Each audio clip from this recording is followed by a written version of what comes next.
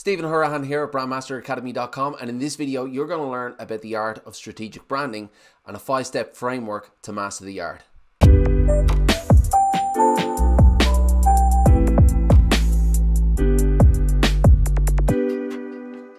Now, before we get stuck into the art of strategic branding, let's get on the same page about what a strategy actually is. A strategy is simply a plan to achieve some kind of desired outcome. So you might have a desire to win a game of football or to win a race, or you might have a desire to get to a specific destination on a road trip. No matter what your desired outcome is, if you have a plan in place to get to that desired outcome, you're far more likely to achieve it.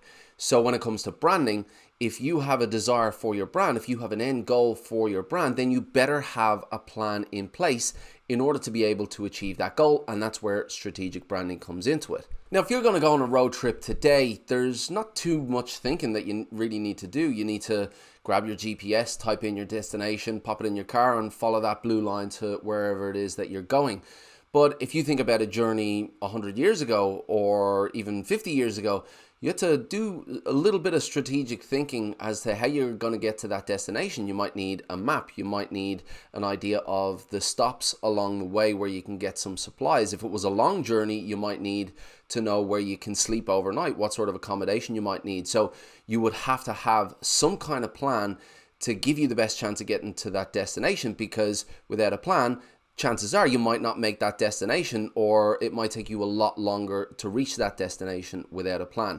And it's the exact same within branding as well. There is no GPS within branding. You can't simply type in best in class in your category and follow that blue line. You do need to have a plan. You need to know where you want your brand to go. You need to strategize and look at all of the pieces at play and work out the best plan, the best roadmap for you to get there. Let's first separate visual branding from strategic branding. Now, visual branding is what 100% of brands do. Every single brand you will ever come across has a logo, and they try to appeal to their audience visually. On the other hand, strategic brands are a lot more thin on the ground. Even those brands that have a logo, that have that visual appeal and do appeal to their audience visually, only a teeny tiny fraction of those brands will actually have anything at all behind those visuals. They'll dress the part and they'll look the part with their logo, their color palette, typography, maybe even their image style. But then when the audience gets up to the brand, they begin to experience the brand for what it is.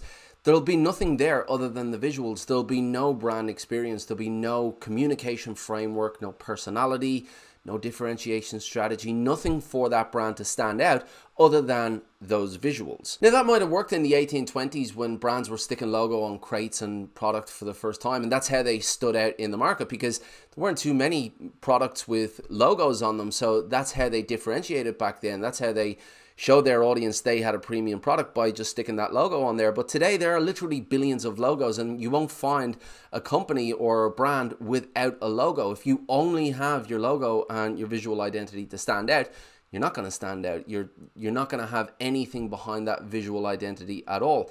And the consumer has high expectations today. Even just in the last 30 years, the relationship between the consumer and brands has changed dramatically. And there's now this human element, there's this human relationship between the two of them. And if brands don't come to the table with that human element, with that ability for the audience to engage with them on that digital front line, on social media pages and forums, and have a conversation with their brands, then they're not going to feel connected to them. So brands today, they need to have a strategy in place. They need to understand who their audience is and how to engage with them. And the best way to do that is to strategize, is to understand the landscape, understand the audience, what they want, and then to come up with a plan for the best way to engage with them. And this is why the brand strategy is so important. Yes, it is a plan to get the brand to its desired destination, but it is more than that. It gives birth to the human brand. It brings that brand to life by determining who the audience is, what they want, what kind of pain points they have, what they're going through and the emotions that they have, and then what personality traits, what characteristics would best appeal to who that audience is. Then when the brand understands the difference that they want to make in that audience's lives and the position that they want to own in their mind, they can bring all of that together through their communication framework to make sure that they're communicating to their audience exactly what they want them to understand about the brand through story, through effective communication. So the brand strategy, yes, it is an effective roadmap and an effective plan to get the brand to its desired destination, but it brings that brand to life as a human entity. So if you are developing a brand strategy, whether it's for yourself or for your clients, then you really need to make sure that every single element within the brand strategy is covered, because there are a lot of moving parts within a brand strategy and they all need to be aligned based on who the audience is, based on their desired outcome, and based on the position that the brand is going to take in the market. So let's have a look at this 5-step strategic branding framework. Number 1, develop an internal compass. Now, this is where the human brand comes to life, and this happens long before the visual identity is developed, even the communication strategy or the positioning strategy. This is the very first thing that happens, and this is the foundation from which the rest of the brand is built. So we want to determine what the core human characteristics are, and this starts with the beliefs, the why behind the brand. Why does this brand do what it does aside from that commercial intent? The aspirations, where is this brand going? What does that future brand look like? The commitments, what is it dedicated to delivering to its audience? And then the behaviors as well. How's it going to go about its business on a day-to-day basis within its operations? Number 2, identify your target position. Now, when you bring your brand to the marketplace, you want that brand to be remembered for something, and that something is defined within the brand positioning strategy.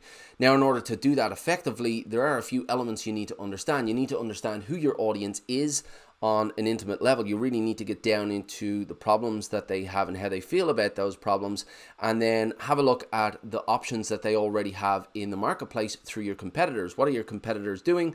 What are they doing well? What are they doing not so well? And then between who your audience is and what your competitors are doing for them, you can map out the market landscape. You can get a good idea for where your audience are being served well, where they're not being served so well, and then you'll start to see patterns within the marketplace, and those patterns are gaps. Now, once you identify a gap, that's a starting point for what your differentiator could be, but you really need to get your creative thinking cap on here and develop a differentiator that is completely different from what's already out there in the marketplace. And as I said, this is a creative game.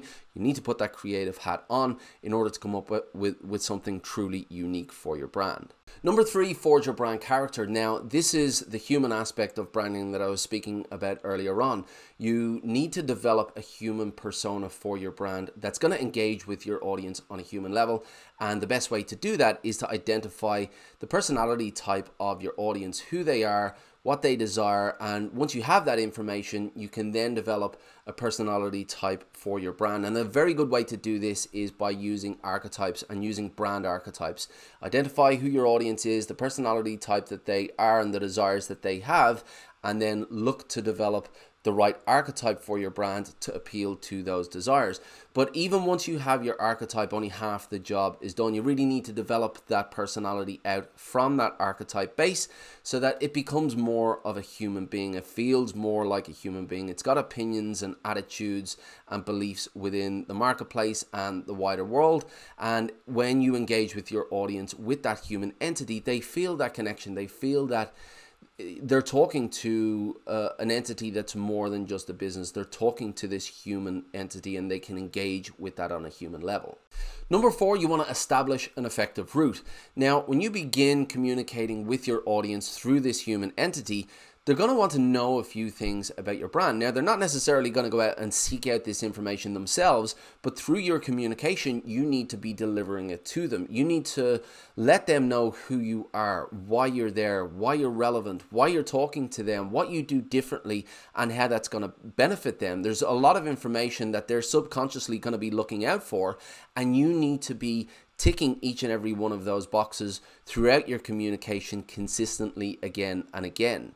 This is how you communicate effectively with your audience. Now, there is an idea out there that you will have a core message that's distilled into a paragraph, and you'll use that as the basis for your communication. But the problem with this core message idea is that you need to distill a message down into just a sentence or two.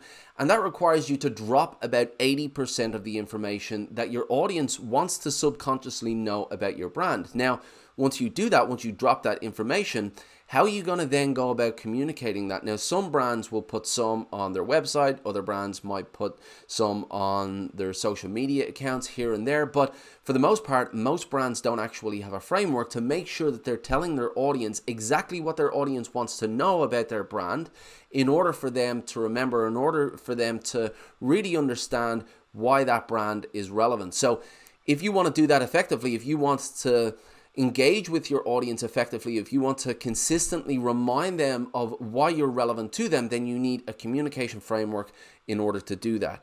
Further than that, you need to be able to deliver that information in an engaging way. And the best way to do that is through story. Now, we as humans remember story 22 times more than we remember simple fact sharing. So if you deliver that message through a story that engages your audience, then they are going to be far more likely to remember that story. So determine what it is that you want your audience to remember and to understand about your brand.